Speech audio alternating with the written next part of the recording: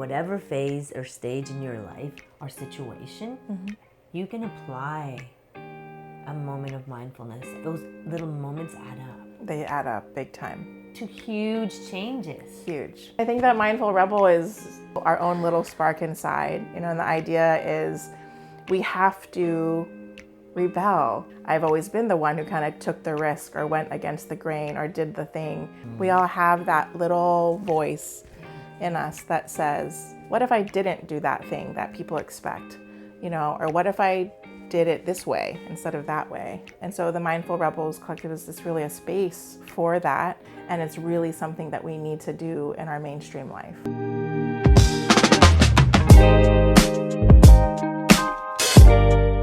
Welcome to Reignite with Re podcast. I'm sitting here with Dr. Gaby Toloza. Yeah. Dr. Gaby Toloza. She is a doctor of psychology. She has been an amazing person that I've met in the last several months and gotten to know, and I'm honored to have her on our podcast to discuss all things mental health, mindfulness, as she specializes as the Dr. Mindful Mama. Love that name. And we're going to just get into it. Yeah. Thank you. She has over 20 years experience. So it's such a wealth, and it's like a warm, comfy blanket. That's what that feels like to me. Because I'm sure you've seen it all. I never say I now no longer say that.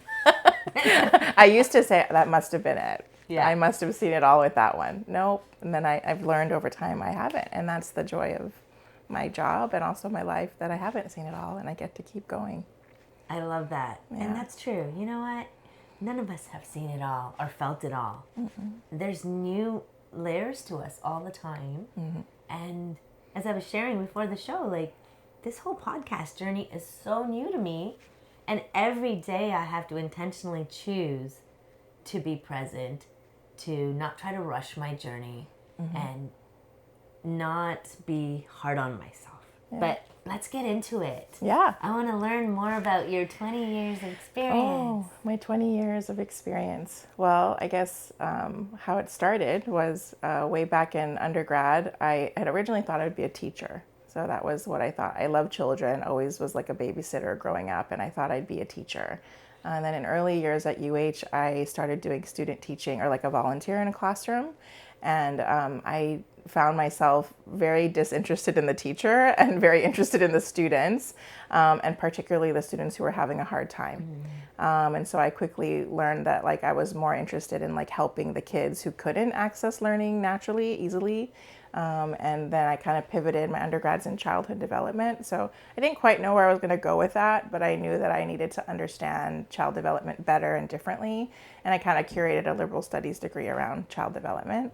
And then I got a job working with kids with autism as like a one-to-one support person, right in that kind of end of college, undergrad. And then I had some of the most challenging but beautiful cases. I mean, kiddos with a lot of aggression, or kiddos with nonverbal children and high repetitive behavior. So it was intense, but I always felt this like, well, this is just how they are in the world, and we have to help them be able to fit into our world, and we have to fit into their world. Like, we have to figure it out. And so I learned all the things, and then I was like, okay, I got to go back to school. And I gained a mentor at one point who was a psychologist. And she was like my supervisor basically through work. And I was like, oh, that's pretty cool what she does. She like manages everyone and teaches. And I was like, okay, what do I do to do what you're doing, right? So I went back to Chaminade, got my master's degree in counseling psychology. But in doing that, they required me to step outside of the box of kids. They require you to like try another discipline or work with a different population so that I'm more well-rounded as a provider. So I worked at the homeless shelter with men on substance abuse issues, which is completely different from working with kids. And then I continued working with kids, but sort of tweaked it to work with adolescents a little bit more, doing more traditional therapy there for a period of time. And then took a year off and was now doing the supervisor job. So there I was getting to supervise, and I had a caseload of, probably 30-something kiddos, and training other behavior therapists to do what I was doing. And then along that journey, I really I kept seeing kind of what I talked about in the beginning, that I wasn't able to kind of help these kids integrate into our community, and we were really trying to fit them into boxes. That's how I felt. And so I started to expand my training around learning other interventions that were maybe non-traditional, and really working how do we help kids socialize, because one of the really old narratives of autism is that they don't want to socialize, which is just a lie. Yeah. And it's that they socialize differently, and we have to be the ones to learn their language, you know. So I got trained in something called Floor Time and got some mentorship through some great families who were open to bringing in alternatives to their families. And I learned so much as a provider, but it also laid a lot of my foreground as a mom. I wasn't a mom yet, but it taught me so much about meeting kids where they're at and sort of figuring out how, but also still gently challenging them to grow and connect into our spaces too. From there, you know, then I was going to go into doctoral training, so that became the next step to bridge into graduate school. I didn't really know exactly what that would be like, but took that leap, kept working the whole time. And then again, in graduate school, they want to push you outside of your comfort zones. And so I've always been sort of a risk taker. I do kind of like to do the thing that other people don't like to do. I guess I was an entrepreneur back then, not really calling it that at that point. And so I remember someone saying, "Oh, this is one of the hardest practicums." And I was like, I should do it, you know? And I was like, sometimes, why are people think that? It can't be that bad, you know? But it was an assessment. So our second year into the program, you learn all about diagnoses and how to test and diagnose people and do evaluations. I'm like, well, if I really want to do this, I should be doing this with like the most challenging people, because then I'm going to learn the most. I'm going to understand all kinds of different people. So I worked for a forensic assessment practice, and he did a lot of actually child custody evaluations. So, and you don't want to go through a child custody evaluation. Just note to anyone who's ever considering, it's not a fun process for anyone, that it gets to that point. But I learned so much about people, and I learned how everybody has a story, and everyone makes choices, and you end up in certain places because of those choices. And it's kind of that simple, but then I also really learned how everybody has a story, and that those stories can become so convoluted that you can't hear the story of another person. And it gets to a point where, you know, there's a riff and they can't be together. But we also did a lot of anything forensic, so anything court related. So we'd assess, you know, military members, or we'd assess people on trial for different things, and kids who had ADHD issues or other things. So it was a pretty full gamut of opportunity. I liked it so much, so I didn't find it to be a terrible practicum, that I stayed on as a researcher with him and actually studied. I did some quantitative research on bariatric studies and sort of how we go about studying a person before they take a bariatric surgery or for liver transplants. Wow. Because they often have to get a psych eval before they do those. Why is that? Because, well, in liver transplant, it's particularly because a liver is a highly valued organ, and you require a certain kind of capacity post-surgery to be able to, I guess the biggest fear is that they're going to relapse into old patterns, and then it's sort of a waste of an organ, you know, to be fair. I don't know who gets to play I just provided the report. I don't make that ultimate decision, but I guess it has to do with factors like, do they have enough social support? You know, do they have adequate, if they were, oftentimes people with liver issues have alcohol issues. So are they getting proper treatment? Is their mental health being appropriately supported so that they're going to be able to tolerate and navigate this new liver? Same for bariatric service, same thing, that they're going to be able to sustain the habit change that they need. But it's so different than like a child custody case or a kid with autism or a child with suicidal thinking, you know, like so many variables. And then, you know, after that, I stayed on there as like a additional to my career, but then worked out at Waianae Coast Comp as like a rural health psychologist. I wasn't a psychologist yet, still a trainee, but really got to deal with the Hawaiian local community and learn a lot about natural healing practices, but also just integrating and getting a lot of substance abuse, a lot of personality issues, a lot of oppression. And so getting to hold space for those individuals was very moving for me. But again, right, my all it does is amplify. Everyone has a story, and everyone's different, and everyone has different journeys, you know. And then I go off to my internship, and I work in a federal prison in Florida. So wow, that's a shift. A big shift, yeah. It was such a very unexpected. When our decide on our internships, we pick from, like, you know, there's 300 choices, you know. And then we have to, like, we can whittle it down to where we think. And I was like, well, I'll put one prison, you know, because I didn't do any prison work. When you say you like to do hard things and you like to go off the beaten path, all right, a federal prison, not a detention center, or, you know, we'll do a little parole. Well, it was a federal, it's a medium security prison for women. Okay. It was a medium security prison for women that had a transitional unit for men. A variety of reasons they move around. I went because it had a really strong trauma program. So that was the reason why I wanted to work there. Because I said, where am I going to get, like, a microcosm of society of women all in one place that have all been through something? And I don't remember the exact statistics, but it's like 85 to 90% of women inmates have trauma. And that was true. I mean, every intake that I did, which was hundreds while I was there. So we had a trauma support, we had a therapy group that we did around that. We had a substance clinic basically in the prison, and then sort of general mental health stuff. It was interesting because I always tell the story because I was sitting in the interview. It was like a group interview, and they're going around the group, and I'm like, everyone's like, my dream is to be a correctional psychologist. And I was like, that's not my dream. And then, you know, the next person's like, my dream is to be, I've always wanted to be and I'm just like, okay, well, I'm going to stand out for my answer if there's that, but I don't know if that's a good or bad thing, right? And I was like, well, I came here because I want to learn about trauma, and I want to be around a large sample of diverse women so that I can learn those skills and take that back to my community. I don't know if I want to work in a prison. You know, honest. Yeah. I didn't realize that at the time, how that was really a part of who I am. But it stands out now as I look back at my life. And the director, she pulled me aside at the very end, and she's like, well, you're either going to love this or you're not.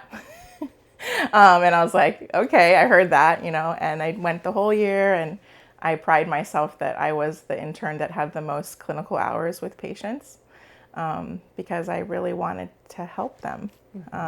And I would always have a booked day, and I'd always have return patients, and, you know, but that also taught me that this is not the place for me, because unfortunately, many of the women are there for many, many, many years. It's very hard to let them have full closure and processing because they are stuck.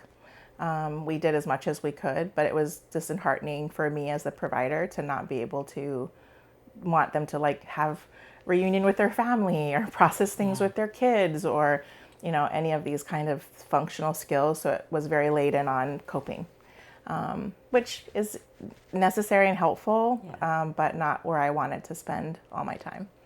And then I came back and worked for Kapiolani Child Protection. Another different space. You're like a mixing pot. I love it. I love it. Me too. That's my life. And now look at where I am, right? So I feel like I'm talking so long. I hope this is all. This is all you. This is all me. Okay. This is Dr. Gaby's show today. It's the Dr. Gaby show. I'm holding space so that it can come through. And I don't want to interrupt. I'm at, like, the edge of my seat because this is like correctional, custody, all the things that there's times when there's a little bit of space in me where I'm sharing as the host some of that. Like, I remember there was nobody facilitating when my parents went through a divorce, or there was a lot of challenges and trauma there happening as a child. So I'm listening eagerly, being like, oh, this little girl in me is, something. She's something. There's something here. Yeah. Thank you for holding this space for me.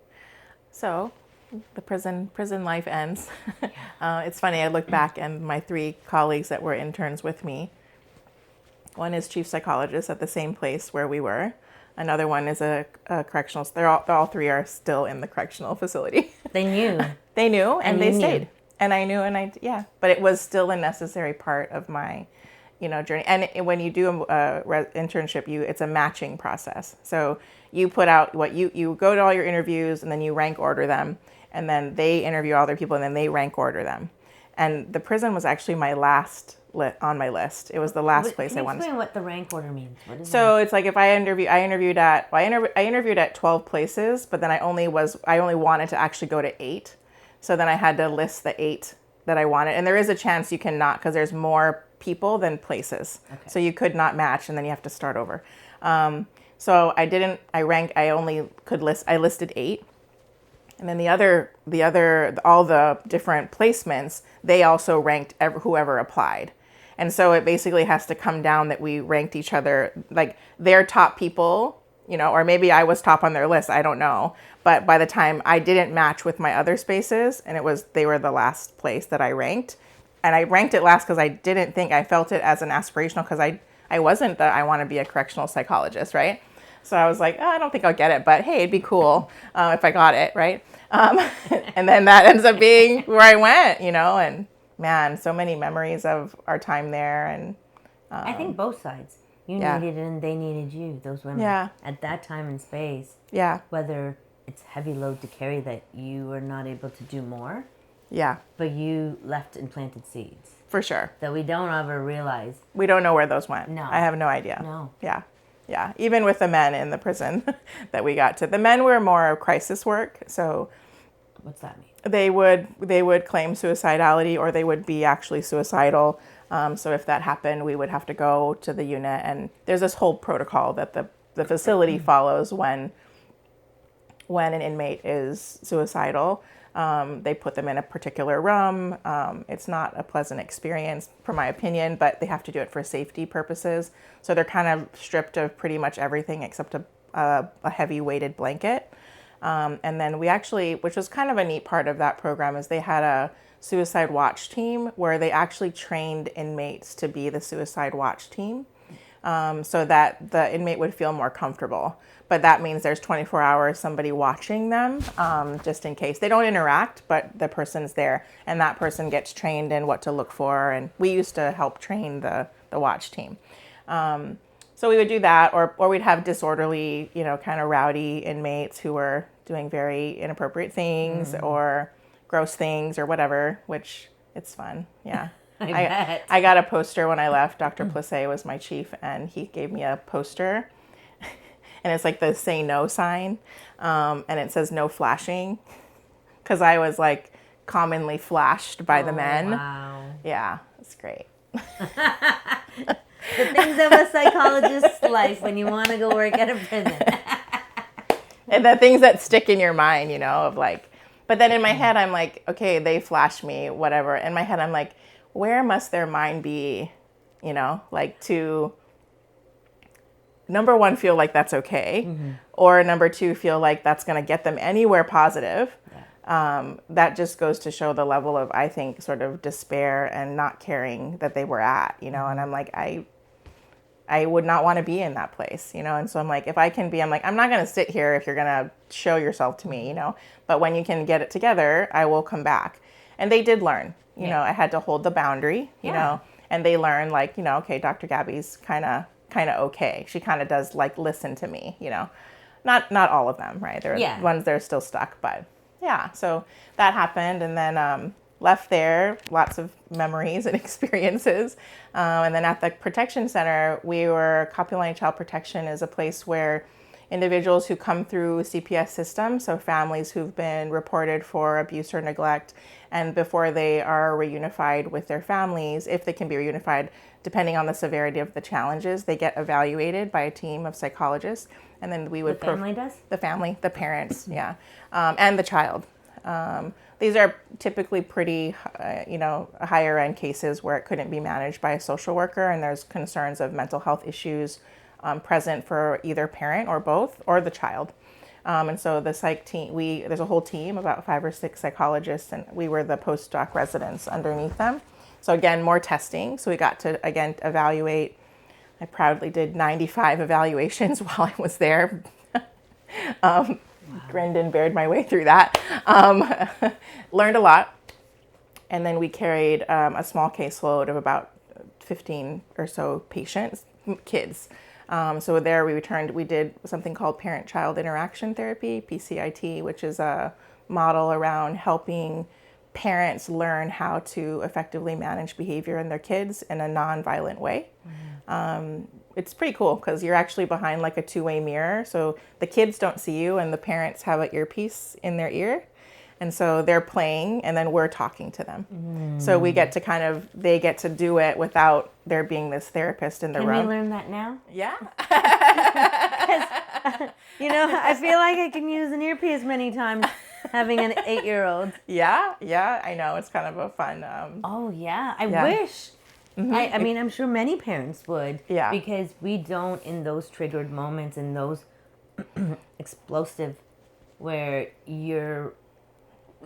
I'm realizing I'm about to lose it, or I have already started going down, that train is moving. Yeah. And to have, yes, we can have our own thoughts, but to have an earpiece. I know. It was an interesting. It's interesting because there's I feel like there's layers of parenting and how you parent. So there's sort of these are situations where the parental dynamic is frayed already. So there's already a power struggle. There's already potentially defiance or a lot of acting out by the child. So it's particularly, and then you have a parent who doesn't have as much capacity or knowledge or even trust in themselves. Yeah. So it's very volatile, right? Versus a parent who's self-aware and kind of gets what's happening and also aware of their child. Yes, we lose it, but we can also check ourselves and come back. So the coach in the moment of okay, it's very behavioral in that way. And that's a kind of ongoing theme in my life of even in autism work, original treatments were very much around behavioral systems and behavioral interventions for kids they're necessary. They teach them many things, especially for kids who don't have language. They can learn to speak, they can learn to follow routines and schedules that make their life functional. But then they get older and now they have feelings, they always had feelings, but now they have puberty and now they're experiencing things that they can't vocalize just like any kid. And so behavioral interventions have a cap of where they don't work anymore. In that process, I kind of created a nonprofit. I did. How we don't give ourselves credit. Yeah, we had a nonprofit called Creative Connections Foundation, and it was meant to create social enrichment for kids with special needs, mostly autism, kind of help them integrate into their community and give them natural opportunities for play and stuff like that. So that went on, and I finished my residency at Kapiolani Child Protection, and then I went into private practice. Then I moved away and lived in Oklahoma, joined a group practice, and I went to Italy and started doing virtual work. Moved away from children work when I moved to Italy because it was virtual. So it was kind of difficult to work with young children at that point. So I started working more I'd always worked with adults along the way, but my focus became more on adults. Probably, I'd say now, most of my practice is couples. It's probably 30% of my practice is couples. Marital work, relationship work. And together? Yep, couples together, yeah. we do I have a systemic approach, so I work with each person depending on where they're at, and then we do sessions together. And then probably the other part of my practice is women, kind of in their, I'd say, 30s to 50s. And they're usually in some kind of transition, whether it's motherhood or college to work, to moving, to getting married, to getting divorced, to having a baby. Perimenopause, yeah. Some transition, yeah. And that's what's landed me here, I guess. Yeah. As you were speaking earlier, the different types of therapy. There's, CBT. When you say behavioral, is that what you mean? Cognitive behavioral? Behavioral would be just behavior, the B in CBT, right? So it's really applied behavior and interventions. ABA is the acronym that's used around that for kids. But behavioral interventions are really more around conditioning or of behavior. So, first do the puzzle, then we play the game, right? Most for kids. Or is it? Well, no, I mean, we all need to be behaviorally conditioned too. Yeah, but with adults, if you just try to behaviorally condition us, our emotions and thoughts get in the way. So it won't really work. You can't just give us the carrot. Yeah. Right. At some point, we need to integrate why. We need a reason or a value or a purpose behind. Otherwise, we tend not to stick to habits. Yeah, which is the same for kids as they get older. So behavioral, and then there's dialectical behavioral. So dialectical behavior integrates more, will include some of the cognitive pieces. The thinking definitely includes the emotional regulation component, and it has a component of mindfulness within that approach. So I'm not trained in that approach, but I have pulled a lot of resources from them. But that's kind of the angle that they took, and were a very effective model. I kind of do a model that takes some parts of that. It's called ACT, more alphabet soup. But ACT stands for acceptance and commitment therapy. And what I like about it is really how it was created. So it was created by a psychologist who was looking at outcome data and finding that therapy's not working. And he was reading really working and sustaining effective change in people. And he's like, we have all these, he aggregated all the therapy data in a global sense and found that, well, what really helps in therapy, what actually works is the relationship with the therapist. That's number one, right? You create the safe space, suspend judgment, allow the person to come through and do what they need to do. And the interventions are less important, actually. When you go back and ask people what worked in therapy, why they liked it, it's not usually some strategy I gave them. It's usually the person, the relationship they had, which for me was that felt very accurate, to all my cases that were successful. And even the ones where it didn't follow through, I'm like, we didn't quite sync up. There was something about our dynamic that they weren't ready for me, or I wasn't what they needed, What do you do in that situation? If as a psychologist, that you're not the right fit for this client, what do you continue? Do you kind of recognize and maybe recommend somebody else? What do you do? I tend to first is a little bit of countertransference on my part. So if I'm feeling like I'm not a fit, I have to check myself first and be like, okay, why do you think you're not a fit? What's coming up for me? What are my issues that are here? Am I feeling inadequate in some way? Am I feeling like I'm going in a different angle? Do we just not have the right vibe? Do we have different beliefs? What is it, right? Do I not like them? I mean, truthfully, that could be a thing, right? So I check myself first. And then if I'm like, no, I just think then I usually will lean in and be like, let me really hold space. Let me try to unpack, but gently challenge of what are you here for? What are you looking for? What matters? How would you know therapy's working? And because sometimes it's really force the comfort, right? See if we can make that space. And then that's usually that's enough. But if it still continues, I feel we're hitting a wall. And also this can happen later. Sometimes we can do work for years. And then I'm like, you know what? Now I think I'm actually kind of your enabler. Yeah. Yeah. So then it becomes a duty really to be am I really challenging you? Is this really helping you? And I love working with you, but I also don't want to keep you stuck, Yeah. And then I say that to patients from the first day, if there's ever a time where you feel uncomfortable or you don't think this is a fit for you, please bring it to my attention. And I will do the same. Because this is your space, if you don't feel comfortable to tell me you don't like working with me, then I didn't do my job, But I love that. Yeah. I love that because I have, and I know many people have gone through, I've gone through my life and had therapist shopping. You have to find the fit. You're going to be your most vulnerable, rawest self and you want the help. So there's been times when, I'll go and it's tedious and it's exhausting in a way and you feel defeated especially when it's not a fit. But you have to keep going. And the part that I think was challenging sometimes was when you that didn't happen. When I think talk therapy for me was good for an amount of time. And then personally, I needed action items. Yeah. And I needed more. And I'm talking, this was like quite a long time ago. So there's so much research and so many tools have come up. Sure. And, 15, 20 years ago, it was talk. Yeah. And I'm grateful for that opportunity because those were stepping stones that we, in hindsight, look at and I'm like, I'm glad I did. Yeah. That got me from point A to point B when That's I was right. like, the ideology wasn't healthy in my brain. Right. I was feeling unstable. I did what I could do.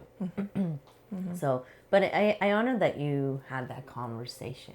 Yeah. Because I know people that have the same therapist and they've had it and maybe that does work. And I always question in my own mind and I'm like, are you just comfortable with each other now? And maybe that's what they need. Right. Exactly. Right? Yeah.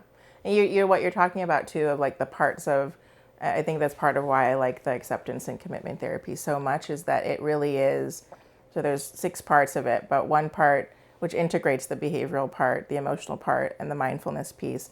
But one part is called committed actions. So it's essential that and a third part is your thinking and kind of how your attached self, that's a more complicated section of it, but you have your values and then you have your actions and then you're in the present.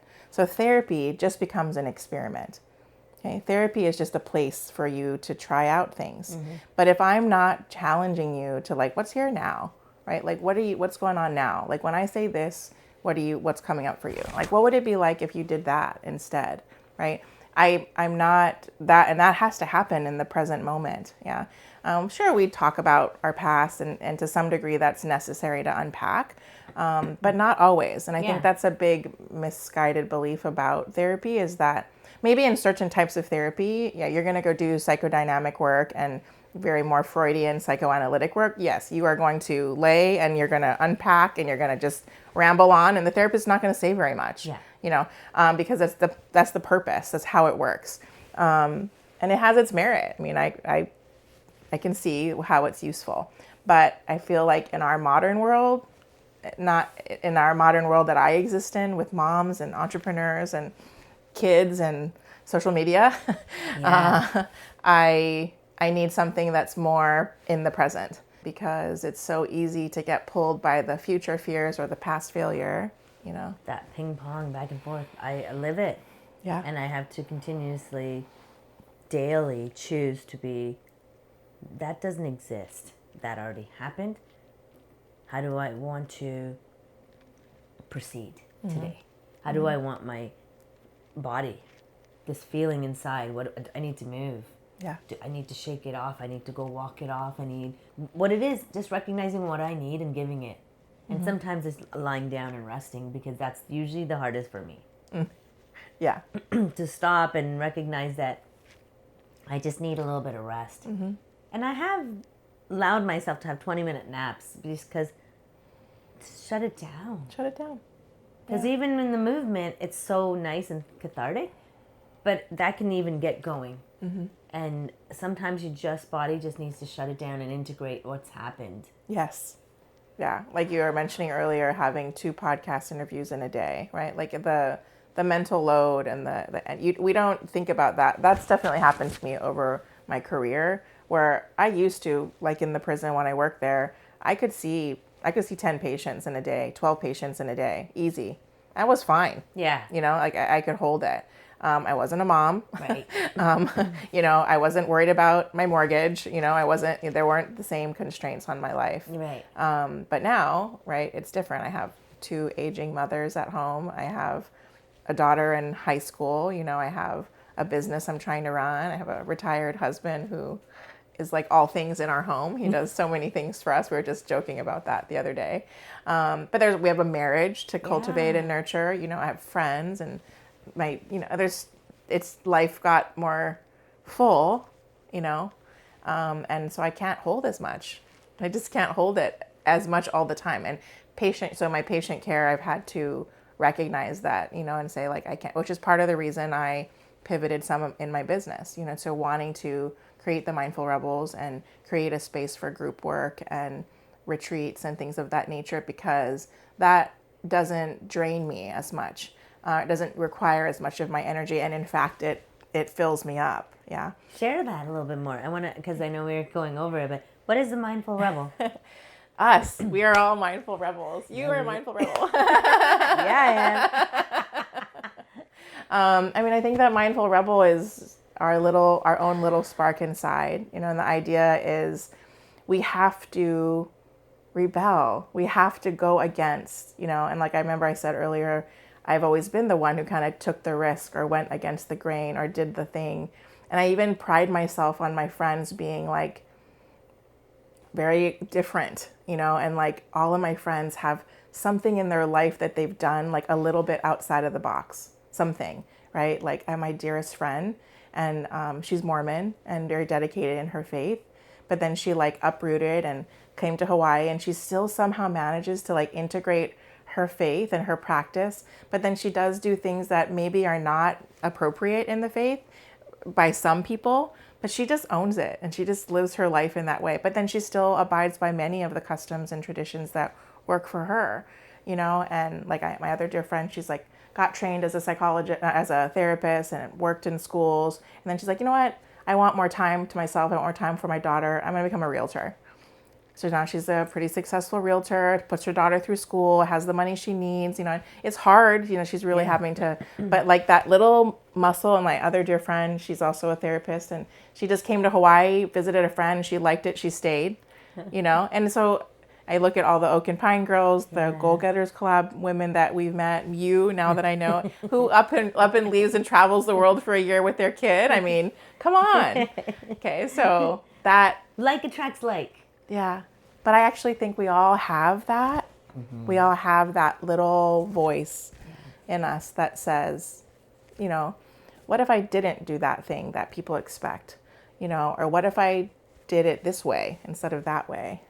And so the Mindful Rebels Collective is just really a space for that.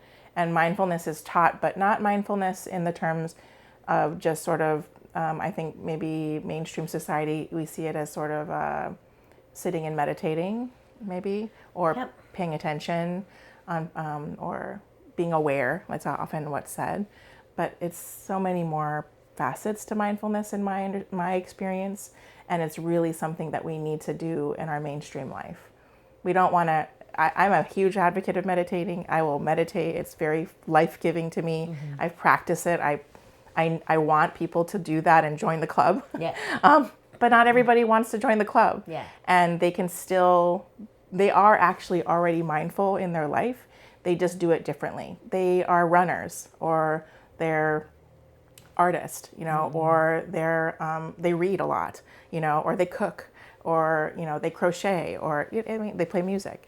Any of these things are also practices where we can get into our mindful states or meditative states. So the Mindful Rebels is a group right now of women that we come together and do activities, sometimes creative, sometimes meditation, sometimes group discussion. We support each other, and I have big dreams for it. But right now, that's all it is. I don't want it. I guess my tagline is it's a gym membership for your heart and your mind, and I want it to be accessible for everyone, so it's not very expensive. A place for women to come and slow down on purpose. Yeah. Yeah. So and I've experienced one of your events. It was just a beautiful, beautiful space just to be held and to show up and leave the expectations on yourself or what it's supposed to look like. And it was humbling because sometimes what you think you're, continuously wanting an outcome. Yeah. And the gift is there wasn't an outcome in this event. It was a meditative event that you had put on, and for me, I was like, I couldn't remember anything. But the gift for me was, why do I need to remember everything? I do that as pressure on myself all the time, as a mom, as a parent, entrepreneur, as a volunteer, and I pride myself that I'm so organized and I can remember everything for my husband and. Well, maybe my brain just says, I don't want to do that right now. Mm-hmm. And it's okay. And it's okay. Yeah. And I left and I was like, that was okay. It wasn't bad. there was a time I saw my growth. I didn't judge it. I didn't make it bigger than it needed to be, because that's what I needed that day. And that's what I think mindfulness is, recognizing what you need in that moment. It's going to be very different in later, in another day. Yeah. Because we're not the same person. No, never, really. Never. I use this with my 8-year-old, and I was like, Mommy is not even the person I was at breakfast. Yeah. Literally at a cellular level, I asked for forgiveness, or if I had lost my cool, I said, and now we've moved on. Yeah. Yeah. It's so liberating, really. Yeah. I mean, Hayes, who created the acceptance and commitment therapy, or works to create it, one of his books called The Liberated Mind, because that's the idea, is when you actually think of what freedom or liberation is, it's in here. Yeah. So if we can free ourselves and realize, like, we can literally tell any story we want. And that doesn't mean there aren't practical confounds in your life and contexts you're going to have to navigate. Absolutely. Yeah. Reality is still here. Yeah. Whatever that is. And that the actual, what is that reality? I was just talking to a patient actually this morning, and we were talking about the 4 agreements. I love that book. Right. We were talking about this last night. So the 4 agreements of the particularly rule, don't take it personal. One of the most challenging ones for people to navigate, me included, because we have that little ego, that little ego. She comes up and she's like, you did what? No, but if you realize it's all a story. And that's another that I found this week. I'm really being honest and vulnerable with myself this week on this podcast. And I got triggered because my husband said, you have a story. You're stuck in your story, and that triggered me. Yeah. We use that term, and it's okay to use it. It's just calling it for what it is. And in a moment, I didn't want to hear that term. Of course. I felt like I wanted space held for me. And when he said, you're stuck in your story, I was like... Felt dismissive. Yeah. Yeah. And it's getting to know myself a little bit more. That's now I approach it at that. Yeah. And mindfulness means releasing the judgment. Yeah. And my dream and my goal is emotional freedom, and that's a choice in every moment. Yep. When I don't make it this all-encompassing, I'm going to get to this destination, emotional freedom is outside of myself. Right. Then everything is attainable. And that's been a huge shift, even since joining Goal Getters and Oak and Pine, and being really mindful and aware of who I surround myself with. The capacity that I have and what I say yes to. And then sitting back and saying, okay, that was a gift. And that's what I had to reframe it. When I overexerted myself another day, I was like, well, that was a gift. I said yes, and the gift and the lesson out of it was, don't do that again. Right. Change it. Yeah. It's me. Nobody else is going to do it. Yes. Yeah. I love this conversation. Me too. Yeah. Because through whatever phase or stage in your life or situation, you can apply a moment of mindfulness, and those little moments add up. They add up big time. To huge changes. Huge. I mean, my life, right? What I just recounted a little bit of, and I didn't share thousands of moments in that whole 25 years of my career so far, but also 25 years of being a mom, 14 years of being a mom, and 25 years of being a wife. We make 25 years this year. So many of being a daughter, 40 plus years. A lot of roles. All of us. And they all require different versions of us, right? Because different parts, yeah. Different parts of us, like that. It's two-sided. Like, you're a certain way with your mom versus your mother-in-law. Right. With your husband and your daughter, and they take on different energetics. Yeah. Yes, and they change. They change like all the time, right? Different days. I'll tell this story because I think this is a good example of my journey as a daughter, and also who happens to be a psychologist, right? So my mom can get attached to things, That happens as we get older sometimes. And she was attached to a particular box, cardboard box. Okay? But it was a really big cardboard box. I don't know what was in it. This was like the thickest cardboard box I'd ever seen in my life. And she'd put all her books in this box, books that she doesn't read. Anyway, I'd come home and I'm trying to declutter and we're trying to move things around. And I had kind of gotten to it with her and I said, can we get rid of the box? As I'm trying to get her like out of cardboard and into, like, let's just store it appropriately, whatever it was. Anyway, she finally agreed to get rid of this box. So I was like elated. This is like a couple month conversation of like, let's get, this box is like the golden ticket, right? And I was like, oh yeah, I have the box. So the day comes, she's like, okay, you can get rid of the box. But then now it's the day and she says to me, you can take the things out of the box. I don't want the books, but I want the box. Oh, in that moment, I was like a firecracker. I was my 14-year-old self again. And I was like, what? I was angry. I was like, what? How are we going through this? In a much angrier tone. Yeah. And what is this about? And, come on, this is, whatever I did. And she's just sort of like, typical how she was when I was younger too. She's like, oh, Gabby's upset, whatever. Didn't say much. She's like, well, I want to keep it. It's my box, kind of bantering. And then at some point in that, I was like, somehow I became aware, and I was like, what are you doing? Like, you are fighting about a box. Like, this is your mom, right? Like, it's a box. And I was like, what is this about? Whenever anger comes forward, anger is always a secondary emotion. Right? So there's always something underneath anger. And I'm feeling the need to protect for some reason. So I'm like, okay, what's under? Okay, I'll be the therapist to myself, right? Like, what's under my anger? And I'm like, you know what? I'm sad, right? Like, I'm sad that my mom is attached to this box, and I feel like, did I enable some of this because I moved away for so many years and now she's attached to objects instead of her family? I mean, the catastrophe unfolds more from that point, right? And I'm like, no, Gabby, she just really wants that box, We make stories. We make these stories, And I'm like, but honoring that, okay, you're sad that, but like, is your mom sad?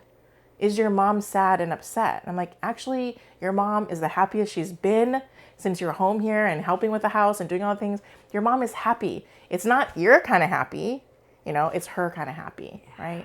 And now I've told this story countless times to patients or even to my daughter or to my husband, because it's like an example of like how that mindful moment, it's an opportunity. And I was missing it for the first 10 minutes of my arguing. I was not present. I was not receiving it, and then someone told me, oh, that's so great that you had that awareness and you were able to correct in the moment. And I'm like, oh, don't make you think that like now I've mastered this. Cause like 4 days later, it was about a picture frame. Yeah. So, it's like, it's not gone. It's never going to, I mean, I don't know, maybe one day it will go away.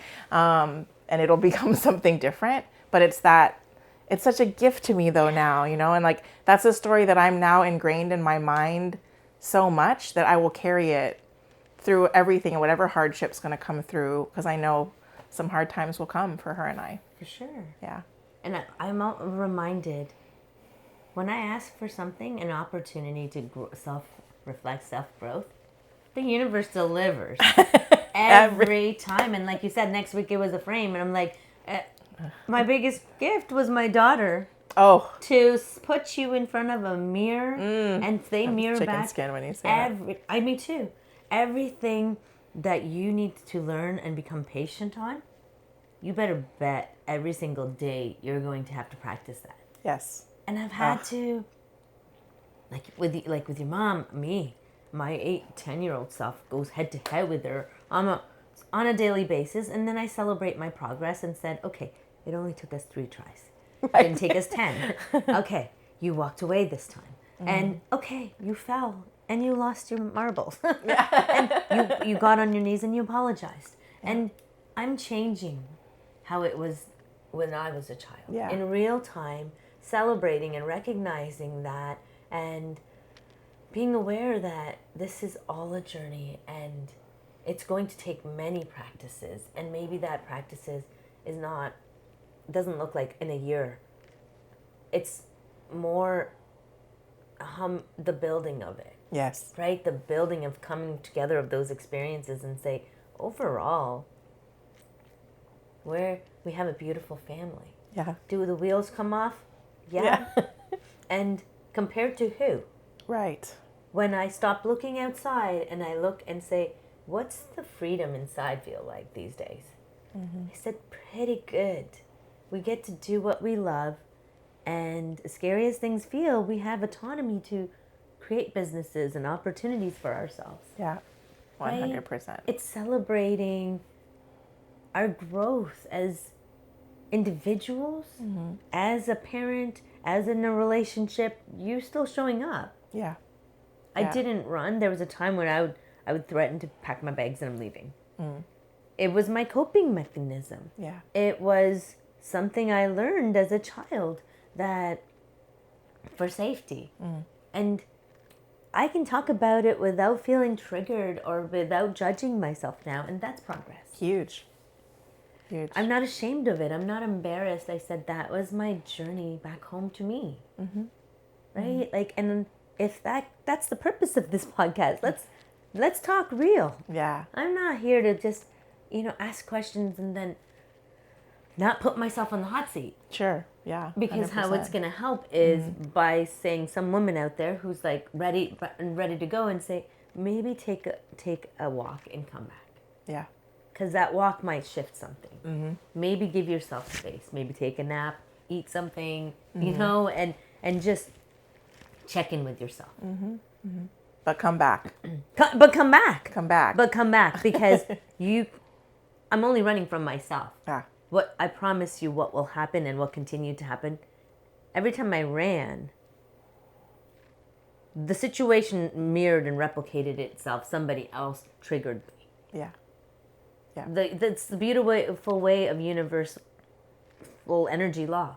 You will continue to attract the same situations or people if you're not learning the lesson. Right. Until you're saying, I got it. Yeah. I haven't had any box issues lately. There's still little moments, right? There's a little grace still needed there, but it's so much better. Yeah, I would love for you to share about your motherhood journey. As in, now you have a 14-year-old. I do. I was just, as you were talking, it was leading me to think of like, I really am in a place of wanting to savor the space that we're in right now. And I know that's not always said for all teenage dynamics with kids. So I'm very receiving in that space right now. And my daughter is, I could cry. And you can. You're safe here. She's the biggest mirror ever. But she's such a beautiful little human. And I never thought I could love something this much. Ooh. Yeah, chicken skin and crying there. Yeah. And that she could love me so much in the way that she does. And right now she's in the place of recognizing the role of her parents, and she's comparing and she's learning and she's seeing other kids and other families and other people, and so she's learning how she sees things, things that when she was younger we wanted to say one day you'll understand, but knowing she couldn't understand until she was of a certain place in a certain time in her life. And so I think I'm really in a place of wanting to savor that. And I know that it's going to change. Parts of it will change and parts of it will not. But that we also really appreciating my husband and our journey to this place.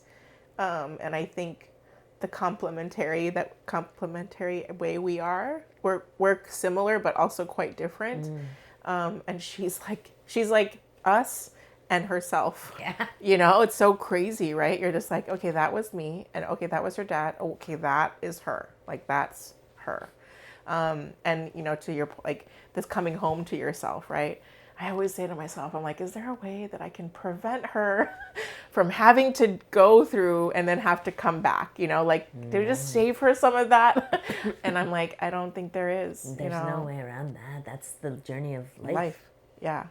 But maybe we can help her soften. Oh, yeah. Landing and mindful about it. And we learn to to You're take it all giving her in. the tools. The tools, yeah. You're But she's still got to go on her own ride. Yeah. And she's gonna have to do that ride. Yeah. And then a mentor told us, she's a quarter you and a quarter you and a 50% of the whole, like something That's you true. don't know about. Yeah. Her own journey. And it clicked because I'm like, oh wow. Like we it's so quick as parents. We're like, that was me, that was you, that was me. We want to put them in a box. Yeah. And what about the part that it's all her? All her. And her autonomy, her expression, her curiosity, her unique quirks. And, it's very fascinating. And, Yeah. even my husband shared a journey, this story in the car as we went to drop her off together. And she's like, I really want to recognize Mila and her growth. Our daughter. She's 8 and she went to play out with some friends after school yesterday, and she came back about 10 minutes after I wasn't home. She was with her dad, and she's like, yeah. He's like, oh, why'd you come back so fast? She's like, well, the kids were playing Nicky Nicky Nine Door, and they were leaving one of my friends out, and I didn't want anything to do with it. And I was like, it is working. like what we are trying to, the values we're trying to instill in you. You don't want to be part of the bullying, and sometimes it's like a drill sergeant. We are. Like, we don't do that. This is... And when you see it in real life experiences and she comes and has words to explain it. Yeah. And it didn't feel good. She's like, well, no, so-and-so is my friend. Mm-hmm. Yeah. And also she's like, I'm not allowed to go into anybody's house. So they were all going in. And I came home. And I was like, really proud of you. Because it would have been easy to just go in. Yeah. I said, we live in a complex of hundreds of houses, and I explained to her, I said, if you go in someone's house and I don't know where you are, something emergency happened, I have no way of finding you. Yeah. So you come and check in with us, let us know where you are, and we'll say yes or no based on the situation. Right. And for her to practice and take our word, there's a lot of times where we're like, you don't listen. Right. But she listens She is listening. in very important situations. Mm-hmm. Mm-hmm. And as parents, we need to recognize that more. Absolutely. They are listening. They're listening to everything. Everything. Because she called us out. You guys have been arguing a lot lately. And I'm like, the pressure of building a business has got to me. And it's not an excuse. And you said, no, but I said, yes, we are. Yeah, exactly. I'm sorry. Yes, we are. You're right, Mila. Mm-hmm. Sometimes we have big feelings too, just like you do. I totally have to. Yeah, I mean, kids are, I tell my patients, adult patients all the time, we realize we're all just grown-up children. Yep. So tantrums just look different when you're 40 than they did when you're 12. But it's the same. It's your inner child coming out, telling you, saying, I never felt heard. Yeah, it's going to happen, but the more we can just be self-aware, right? Again, that's the piece of the mindfulness, and realize you're merging stories, right? Families are merging stories. Like, she has her path and her story, and you have yours. And then once we've set them out from our homes, they have stories and dynamics of who they are without their family around, who they are with their teacher, with that teacher versus that teacher versus that teacher. That's real. Right? Or with that friend or this friend or the crossing guard person or the lady at the lifeguard at the beach, right? Or the policeman, whatever, church, wherever you go. They have these little visions and little versions of themselves that they're getting mirrored back to them when we're not even around. Yeah. And all we do is try to cultivate ones that we feel will be helpful to them, but we can't guarantee that. Yeah. And we definitely don't guarantee their friend group, which that's a whole process. That's a whole process. Yeah.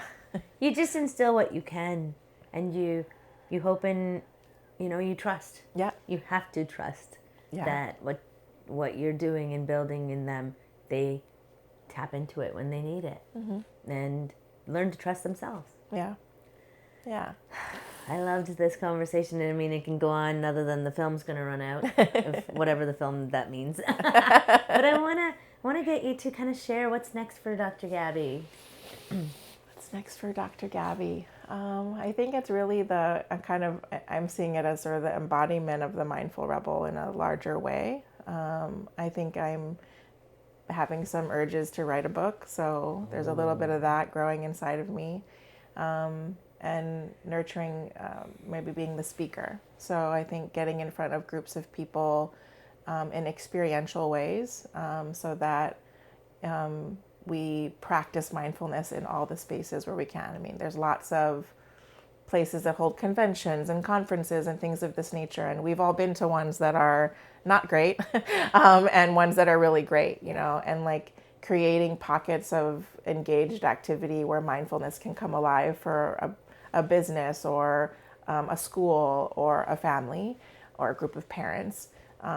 That feels like life-giving to me, and I think the next leg of my journey, so that I can also balance.